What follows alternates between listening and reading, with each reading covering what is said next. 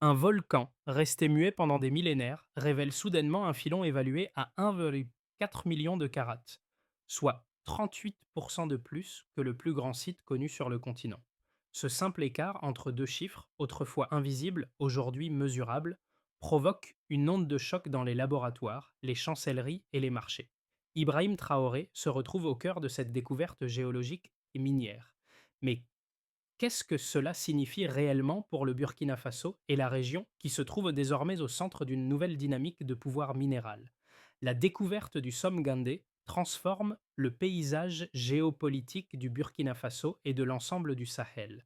À la clé, une ressource précieuse de 1,4 million de carats, dont la pureté exceptionnelle de 92,7% ouvre des perspectives inédites pour le pays. Mais cette richesse inattendue n'est pas sans risque. Face à un tel bouleversement, le pays doit naviguer avec prudence. L'enjeu principal pour Ibrahim Traoré, au centre de cette crise, sera de garder un équilibre délicat entre la souveraineté nationale et les pressions internationales croissantes. Le Burkina Faso, souvent considéré comme périphérique, se retrouve au cœur de l'arène mondiale. Mais jusqu'où pourra-t-il tirer profit de cette découverte sans perdre le contrôle de ses choix stratégiques? Il s'agit de bien plus qu'une simple extraction minière. La gestion de cette richesse pourrait redéfinir non seulement la trajectoire du pays, mais aussi ses relations avec ses voisins, ses partenaires économiques et ses rivaux géopolitiques. Le destin du Burkina Faso pourrait basculer en fonction des décisions prises dans les prochains mois. Les premières heures du 7 septembre 2025 marquent un tournant décisif pour le Burkina Faso.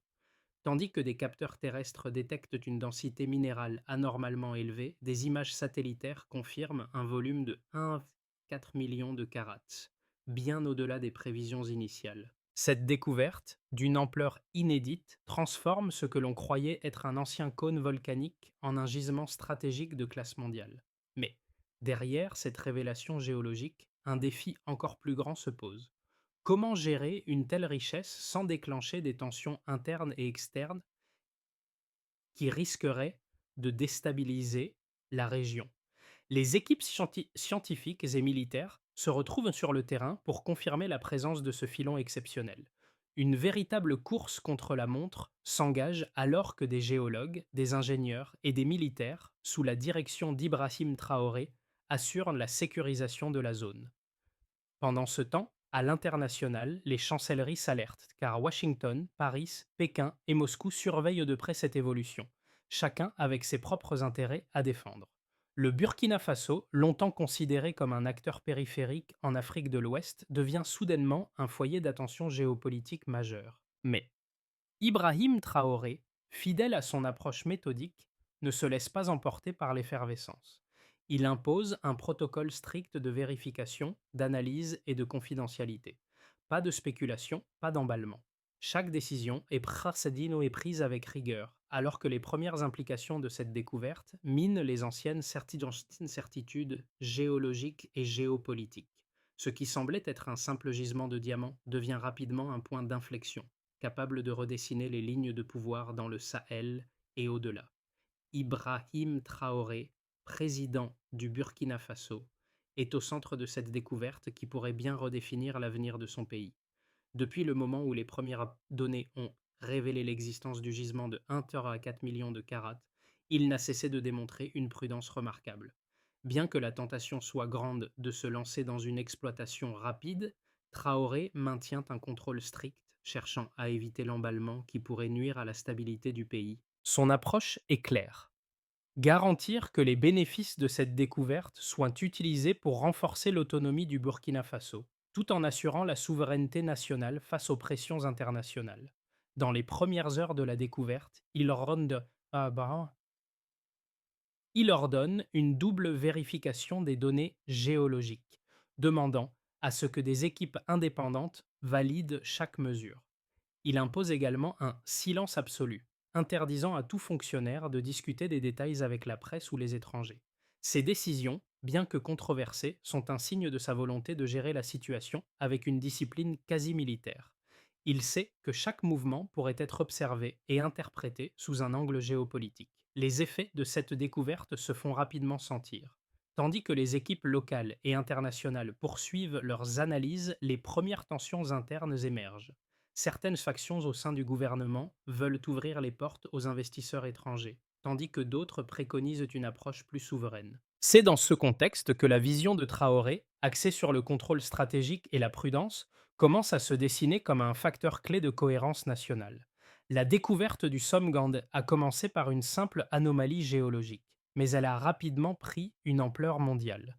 Tout a commencé le 7 septembre 2025, lorsque des capteurs terrestres ont détecté une densité minérale anormalement élevée dans la région de Somgandé au Burkina Faso.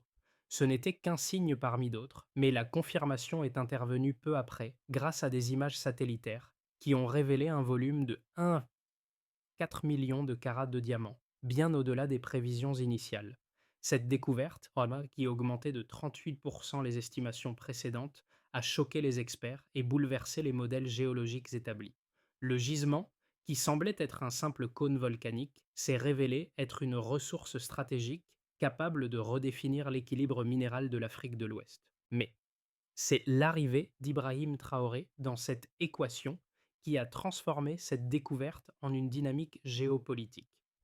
Immédiatement, il a pris le contrôle des opérations. Les équipes scientifiques et militaires ont été déployées pour sécuriser le périmètre et vérifier les données. Traoré a insisté pour que toute spéculation soit suspendue jusqu'à ce que des analyses indépendantes confirment les premières données. Il savait que chaque décision serait scrutée, que ce soit par la communauté internationale ou par les acteurs locaux. Mais au-delà de la simple vérification scientifique, il savait que la gestion de cette ressource allait devenir une question de souveraineté nationale. À ce moment-là, les chancelleries du monde entier se sont rapidement alertées.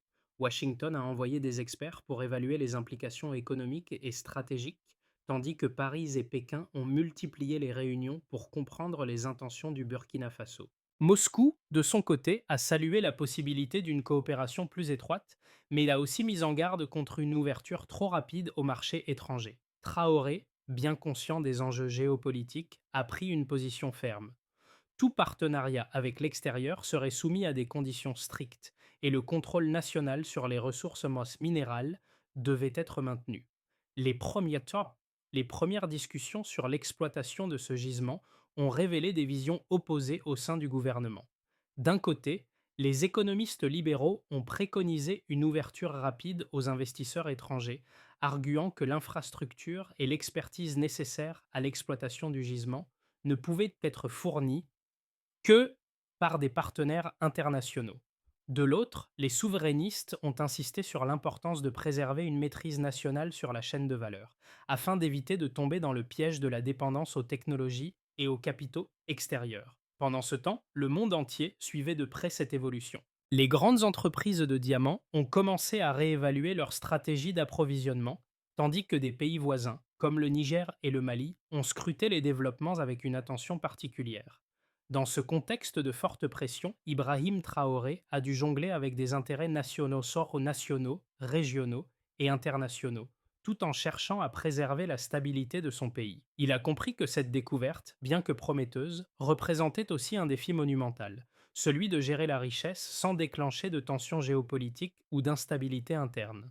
Au-delà des négociations économiques et diplomatiques, cette découverte a aussi ouvert un débat national sur l'avenir du Burkina Faso. Les questions de souveraineté, de développement local et de gestion des ressources naturelles sont devenues plus pertinentes que jamais.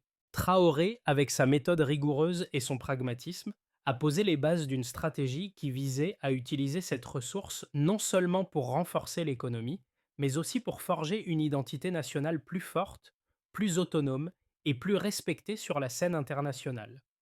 La découverte du Somgandé a suscité des analyses approfondies pour mesurer son impact potentiel. Les premières données ont révélé trois éléments clés qui ont immédiatement redéfini l'importance stratégique de cette ressource. Le volume exceptionnel, la pureté remarquable et l'ancienneté géologique du gisement. Ces chiffres sont essentiels pour comprendre non seulement la valeur économique du gisement, mais aussi les dynamiques politiques et diplomatiques qui en découlent. Le volume de 1,4 million de carats a immédiatement attiré l'attention. Il dépasse de 38% le plus grand gisement connu du continent africain, ce qui en fait une ressource minérale d'une ampleur exceptionnelle. Les experts ont calculé que ce volume pourrait générer des milliards de dollars en revenus, ce qui est bien plus que ce que le Burkina Faso a pu espérer jusqu'à présent. Pour mettre ce chiffre en perspective, il représente une part significative des réserves mondiales, ce qui change la donne pour les acteurs internationaux du marché du diamant. Ensuite, la pureté du diamant, mesurée à 92,7%, est un autre facteur déterminant. C'est l'un des taux de pureté les plus élevés jamais enregistrés pour un gisement de cette ampleur.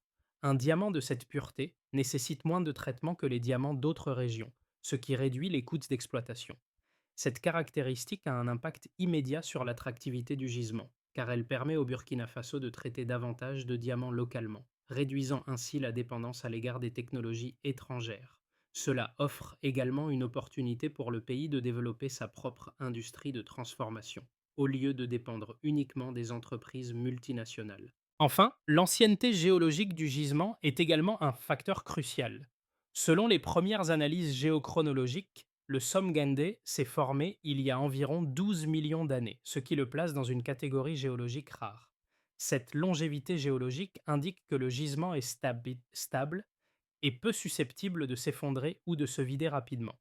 Les experts ont souligné que cette stabilité géologique réduit les risques d'effondrement de poches internes et permet une exploitation continue à long terme, ce qui est un atout majeur pour les investisseurs potentiels et pour les plans de développement à long terme du Burkina Faso. Ces trois éléments, le volume, la pureté et l'ancienneté, redéfinissent la position du Burkina Faso sur la scène mondiale. En se basant sur ces chiffres, le pays pourrait potentiellement devenir l'un des principaux producteurs mondiaux de diamants de haute qualité. Mais tout n'est pas aussi simple. Ibrahim Traoré et ses conseillers savent que cette richesse naturelle comporte également des risques géopolitiques. Les grandes puissances mondiales surveillent de près chaque mouvement du Burkina Faso, espérant influencer les décisions stratégiques sur la gestion du gisement. Ces données ont également des implications pour la politique interne du pays. La gestion de cette richesse devra être soigneusement planifiée pour éviter de provoquer des tensions internes. L'exploitation du somme gandé pourrait potentiellement engendrer des conflits sur la manière dont les ressources seront distribuées et qui bénéficiera des retombées économiques. La transparence sera cruciale pour éviter des conflits sociaux et pour garantir que les bénéfices de cette découverte profitent au plus grand nombre. Dans cette situation complexe, deux visions s'opposent de manière marquée, celle des partisans de l'ouverture rapide au marché international et celle des défenseur de la souveraineté nationale. Les deux camps proposent des arguments solides, chacun ancré dans des priorités différentes, mais tous deux tenant compte de l'énorme potentiel du gisement du Somme-Gandé. D'un côté, les économistes libéraux et les partisans de l'ouverture préconisent une exploitation rapide en partenariat avec des acteurs étrangers. Leur argument principal repose sur l'idée que le Burkina Faso, un pays enclavé et en pleine reconstruction institutionnelle, n'a pas les ressources nécessaires pour exploiter un tel gisement sans l'aide d'investisseurs extérieurs. Selon eux, l'expertise technique et les investissements massifs nécessaires pour optimiser la production exigent des capitaux étrangers. En outre, ils soulignent que ces partenariats internationaux pourraient accélérer l'exploitation, générer des revenus considérables et surtout fournir à l'État burkinabé les fonds nécessaires pour investir dans les infrastructures locales, améliorer les conditions de vie et accélérer le développement économique du pays. En revanche, les défenseurs de la souveraineté nationale insistent sur le fait qu'une dépendance excessive vis-à-vis des acteurs étrangers pourrait compromettre la capacité du Burkina Faso à maîtriser son destin. Pour eux, le Somme-Gandé représente plus qu'une simple source de richesse, il est un levier stratégique pour renforcer l'autonomie nationale. Ils soutiennent que la pureté exceptionnelle du gisement et la stabilité géologique du site permettent d'envisager une exploitation sans recourir massivement aux technologies étrangères, particulièrement dans les premières étapes de transformation. Ces défenseurs de la souveraineté plaident pour un contrôle national plus strict sur l'exploitation minière, de manière à éviter les pièges de la dépendance aux entreprises multinationales. Selon eux, une stratégie plus indépendante permettrait de garder le contrôle sur la vitesse d'exploitation et de renforcer la position du Burkina Faso sur le marché international. Les deux points de vue possèdent des mérites indéniables. D'un côté, l'ouverture rapide pourrait apporter un afflux de capitaux et d'expertise, propulsant ainsi le pays dans une nouvelle ère de prospérité. Mais de l'autre, une approche plus prudente, centrée sur le développement des compétences locales et le renforcement des capacités nationales, pourrait offrir une alternative plus durable. Le véritable défi pour Ibrahim Traoré sera de concilier ces visions et de trouver un équilibre qui permettra au Burkina Faso de profiter des retombées de cette découverte tout en préservant sa souveraineté et sa capacité à influencer les décisions qui affectent son avenir. Au cœur de cette transition géopolitique et économique, une réalité s'impose. Le Somgand n'est pas simplement un gisement de diamants, mais un catalyseur capable de redéfinir les équilibres régionaux et mondiaux. Cette prise de conscience s'est imposée avec force, alors que les premières analyses ont révélé que ce n'était pas juste un enjeu minier, mais un véritable levier stratégique. Le Burkina Faso, jusque-là périphérique dans les discussions sur les ressources naturelles, se retrouve désormais sous les projecteurs. Dès les premières découvertes, il est devenu évident que les enjeux allaient bien au-delà des frontières du pays. L'accumulation des données, la montée en pression des acteurs géopolitiques et économiques ont modifié la donne. À ce moment précis, Ibrahim Traoré a su qu'il n'agissait plus seulement pour le pays, mais pour toute une région. Sa position stratégique devient un facteur décisif dans les négociations internationales. Le pays ne contrôle pas seulement une richesse minérale, mais une ressource capable de remodeler les chaînes de valeur mondiales. Les décisions prises à ce moment-ci influenceront le futur non seulement du Burkina Faso, mais aussi du Sahel tout entier. Le récit du Somme Gandé vient de commencer, mais il est déjà clair que chaque choix sera un test de souveraineté, de diplomatie et de vision à long terme. Les conséquences de la découverte du Somme Gandé se déploient lentement mais de manière irréversible. Au niveau national, la prise de conscience des enjeux stratégiques engendrés par cette ressource exceptionnelle commence à se faire sentir dans toutes les couches de la société. Le Burkina Faso, autrefois perçu comme un pays marginal, est désormais vu comme un acteur clé sur la scène internationale. L'économie locale se prépare à recevoir un afflux d'investissements, tandis que la politique intérieure s'agite autour de la manière de gérer cette richesse sans sacrifier les principes de souveraineté nationale. Pour les citoyens burkinabés, le Somme Gandé représente plus qu'une simple promesse de prospérité économique.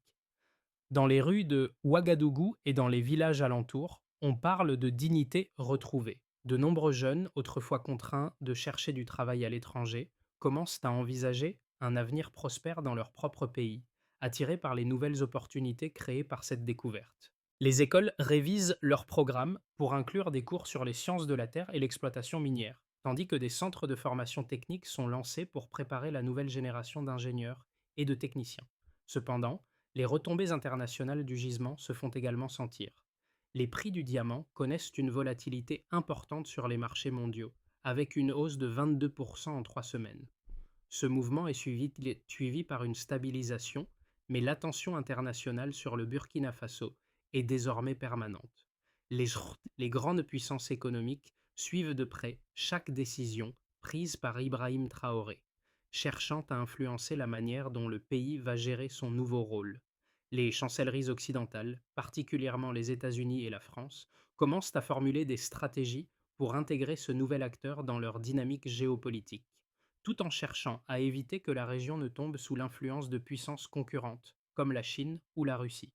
Dans la région du Sahel, l'impact est immédiat. Le Niger, le Mali et le Tchad suivent de près les développements, certains cherchant à apprendre des erreurs et des succès du Burkina Faso, d'autres tentant de se positionner pour en tirer avantage. Un comité de supervision régionale est même proposé, dans le but de créer une zone de coopération minière au sein de l'Afrique de l'Ouest. Ce mécanisme pourrait aider à sécuriser les ressources naturelles tout en veillant à une exploitation équitable, mais il soulève aussi des questions sur la souveraineté nationale et la gestion des frontières. En parallèle, des tensions internes émergent à mesure que des groupes d'intérêts, qu'ils soient politiques, économiques ou même sociaux, commencent à se manifester. La question de savoir qui bénéficie réellement de cette découverte devient un point de friction. Les factions au sein du gouvernement sont divisées sur l'ouverture ou non des ressources à l'international, ce qui crée des tensions qui risquent de se transformer en conflits internes si elles ne sont pas gérées avec soin. Les syndicats locaux et les groupes de défense des droits humains insistent sur la nécessité de garantir que les travailleurs burkinabés bénéficient d'un accès équitable aux emplois créés par cette industrie minière en plein essor. En fin de compte, la vraie question en reste: comment gérer cette richesse pour qu'elle profite au plus grand nombre sans sacrifier les valeurs fondamentales de souveraineté et de développement durable? Ibrahim Traoré, tout en maintenant une posture de contrôle rigoureux, devra naviguer entre les exigences internes et les pressions externes. Chaque décision prise aujourd'hui façonnera l'avenir du Burkina Faso pour les générations à venir. Dans les 6 à 12 prochains mois, 3 scénarios distincts pourraient se dessiner pour le Burkina Faso, en fonction des décisions prises concernant l'exploitation du Somgand. Ces scénarios reflètent les différents chemins possibles, chacun avec ses risques et ses avantages, et chacun reposant sur la manière dont Ibrahim Traoré et son gouvernement choisiront de gérer les tensions internes et les pressions internationales. Le scénario de consolidation progressive représente la voie la plus prudente. Dans ce cas, le Burkina Faso adopterait une approche mesurée, en menant des études supplémentaires et en assurant une exploitation contrôlée du gisement. Les revenus seraient utilisés pour financer des infrastructures locales, des programmes éducatifs et des initiatives de transformation de la ressource à un niveau national. Ce modèle mettrait l'accent sur la formation des compétences locales et la réduction de la dépendance aux technologies étrangères. Les partenariats internationaux seraient permis, mais strictement régulés par l'État, garantissant ainsi que la souveraineté nationale soit préservée. Dans ce scénario, les tensions régionales et internationales resteraient incontenues, mais le pays risquerait de passer à côté d'opportunités de croissance rapide. L'essor régional coordonné, quant à lui, serait l'option la plus optimiste. Dans ce cas, le Burkina Faso, le Niger, le Mali et d'autres pays de la région pourraient se coordonner pour établir un cadre de coopération en matière de ressources minières. Cette alliance sahélienne pourrait conduire à la création d'un mécanisme régional de certification et de transparence des exploitations minières, renforçant ainsi la capacité de négociation du Sahel face aux grandes puissances. Les revenus générés par le Somgandé pourraient être investis dans des projets d'infrastructures transfrontaliers et dans des initiatives de développement régional. Ce scénario permettrait de maximiser les bénéfices pour tous les pays impliqués, tout en renforçant la position du Burkina Faso comme leader régional. Cependant, la coopération régionale comporte des risques, notamment des divergences politiques et des rivalités qui pourraient menacer la stabilité de l'alliance. Enfin, le scénario de fragmentation interne représente la voie la plus risquée. Si le Burkina Faso ne parvient pas à établir un consensus interne sur la manière de gérer la découverte, il pourrait faire face à des conflits politiques et sociaux. Les factions au sein du gouvernement pourraient se diviser sur l'ouverture de l'exploitation minière à des partenaires étrangers, ce qui pourrait entraîner une perte de contrôle sur la ressource et des tensions internes croissantes.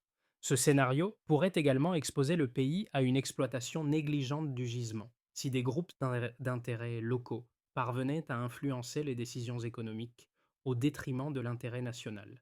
Les tensions internationales pourraient également se multiplier, certains acteurs cherchant à exploiter ces failles pour prendre le contrôle des ressources. Cela risquerait de ralentir les réformes économiques et diplomatiques et de nuire à la réputation du Burkina Faso sur la scène mondiale. Dans chacun de ces scénarios, la clé du succès résidera dans la capacité de Traoré et de son gouvernement à naviguer entre la souveraineté nationale et les opportunités mondiales tout en préservant l'unité interne et la stabilité politique. Le Burkina Faso se trouve à un carrefour historique et l'impact du Somgandé dépasse largement les frontières du pays.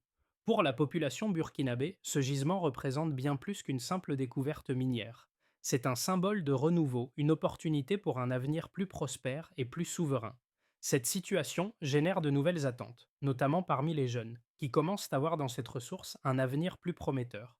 L'espoir est grand qu'un modèle de développement équitable puisse émerger, un modèle qui ne se contente pas d'exporter la richesse, mais qui la transforme et la valorise localement. Pour les citoyens, le Somgandé est également devenu un catalyseur de débat. Le pays se divise sur la manière dont cette richesse doit être gérée. Les questions d'inclusivité, de justice sociale et d'équité sont au cœur des préoccupations.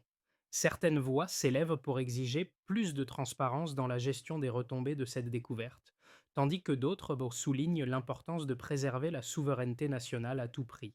La population est appelée à s'impliquer dans la prise de décision à travers des plateformes de consultation publique, mais aussi via des initiatives citoyennes de contrôle des ressources. Cette dynamique crée une forte mobilisation autour des enjeux de gouvernance, de transparence et de participation. À l'échelle régionale, le Somgandé génère également un nouvel espace de réflexion sur la coopération entre les pays du Sahel. L'idée d'une coopération minière renforcée entre les nations voisines émerge comme une piste potentielle. Ce modèle pourrait inspirer d'autres régions d'Afrique en quête de solutions pour mieux gérer leurs ressources naturelles. Le Burkina Faso pourrait ainsi devenir un modèle de gestion responsable des ressources, un exemple pour les autres nations en développement. La gestion du Somme-Gandé nécessitera une série de mesures stratégiques et coordonnées pour en maximiser les bénéfices tout en minimisant les risques. D'abord, il est essentiel que le Burkina Faso investisse dans le développement des compétences locales. Cela inclut la formation de plus de 500 ingénieurs et techniciens spécialisés dans l'industrie minière d'ici 2027. L'Académie nationale des mines et les universités locales devront jouer un rôle clé dans ce processus de formation, en partenariat avec des experts internationaux, pour garantir que les standards les plus élevés soient respectés. Ensuite, une régulation stricte et transparente doit être mise en place pour superviser l'exploitation minière. Le pays doit créer une agence de régulation minière indépendante, chargée de veiller au respect des normes environnementales, sociales et de gouvernance, ESG. Cette agence devra s'assurer que les entreprises minières respectent non seulement les réglementations nationales, mais aussi les meilleures pratiques internationales en matière de responsabilité sociale des entreprises. Il sera également crucial d'assurer un contrôle citoyen, avec des mécanismes de transparence dans la distribution des revenus générés par le gisement. Troisièmement, le Burkina Faso doit mettre en place un fonds souverain pour gérer les profits du Somgandé. Ce fonds sera destiné à financer des projets d'infrastructure à long terme, des programmes éducatifs et des initiatives pour renforcer l'indépendance énergétique du pays. En parallèle, une partie des bénéfices devra être allouée à des projets environnementaux et sociaux, comme la reforestation et la réhabilitation des sols autour de la zone minière. Enfin, sur le plan international, le Burkina Faso devra jouer un rôle plus actif dans les forums régionaux et mondiaux concernant les ressources naturelles. Le pays doit s'assurer qu'il garde le contrôle de ses ressources tout en nouant des partenariats internationaux équilibrés. L'idée est d'éviter de se retrouver dépendant des grandes puissances et de conserver une autonomie stratégique dans l'exploitation et la gestion des ressources du Somgand. Le Somgandé n'est pas simplement une découverte géologique. Il est devenu un symbole du potentiel inexploité du Burkina Faso, un pays qui, longtemps éclipsé par les grandes puissances, se retrouve au cœur d'une dynamique de transformation.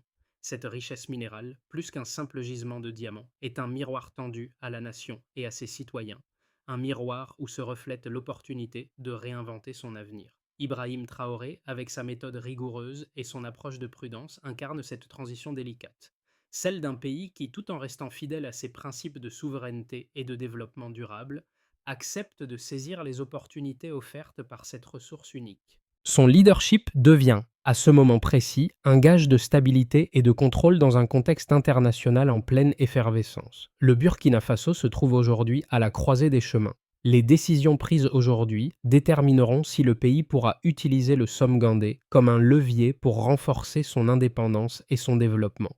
Ce moment historique, bien que porteur de promesses, est aussi une épreuve, un test de maturité nationale. Il appartient à chaque Burkinabé, du citoyen à la classe dirigeante, de faire en sorte que cette richesse ne devienne pas une malédiction, mais bien un tremplin pour un avenir prospère et équitable. Le Burkina Faso se trouve à un tournant historique. La découverte du Somgandé offre des perspectives infinies, mais elle impose aussi des défis cruciaux pour la nation. Dans cette phase de transition, chaque décision compte, chaque action prend une ampleur particulière. Alors que le monde observe avec attention, il est essentiel que les Burkinabés, à tous les niveaux, se mobilisent pour participer à la construction de ce futur. Pour les citoyens, cela signifie s'engager dans le dialogue national, contribuer à la réflexion sur la gestion de cette ressource et veiller à ce que les bénéfices soient répartis équitablement. Pour les décideurs, il s'agit de garantir que la souveraineté du pays soit préservée tout en forgeant des partenariats équilibrés avec l'extérieur. Le Somgand est bien plus qu'un gisement de diamants. Il est un terrain d'opportunité pour redéfinir les relations entre les nations et bâtir un avenir plus autonome et durable. Alors, comment le Burkina Faso choisira-t-il d'écrire son histoire?